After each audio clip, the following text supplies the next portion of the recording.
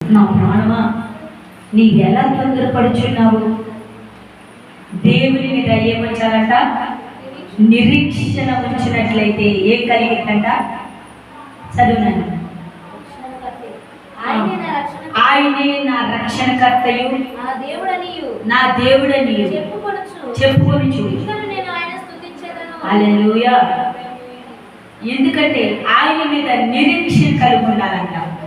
మనం కృంగుపడటానికి వెళ్ళేదయ్యో, ఇంకా నా ఉద్యోగం రాలా, నా గర్భఫలం తెరవలా, నా వ్యాపారం మంచిగా లేదు, నా బిడ్డల స్థితి బాగోలేదు, నా స్థితిలో ఉంది అని మనం అనుకుంటున్నామేమో. హల్లెలూయా.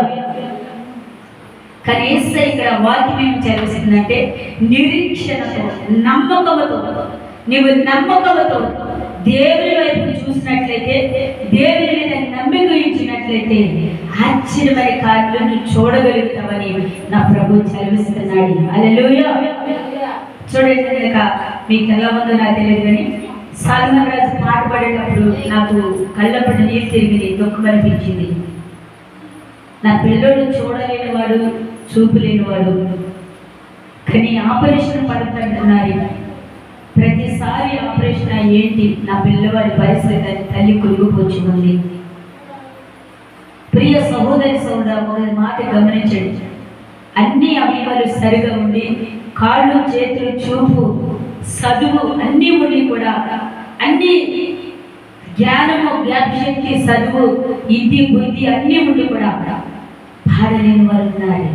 కానీ ఆయన ఆకు కూడా తిరగేకోకుండా దేవుడు సొలొమోను రాజు అని తల్లిదండ్రులు పెట్టారు తెలుసుగా, నేను పెట్టుకున్న పేరు, ఆ పేరుకి దగ్గర సొలొమోను రాజు అన్నాడు, అయ్యా 1000 పల్లెలు అప్పించి నాకు ఏం కావాలి కోరుకోమంటే, ఏముంది వేస్తా, నాకు ఒకటే కావాలి, అదే ఎండి బంగారం, ఆస్తి, అంతస్తు నీ ఎదట తొలగొట్టడానికి ఏదైనా సరే కోరుకోయిస్తుంటే నాకేమీ అక్కర్లేదు, నాకు జ్ఞానము, జ్ఞాపశక్తి కావాలి అన్నాడు సొలొమోను. దేవుని స్తోత్రం.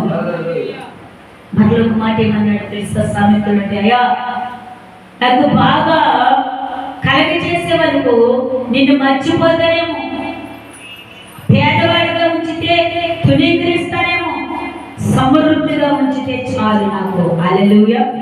పరిశుద్ధాత్మ దేవుడు మాట్లాడుచున్న మాట, జ్ఞానవంతుడుగా సొలొమోను.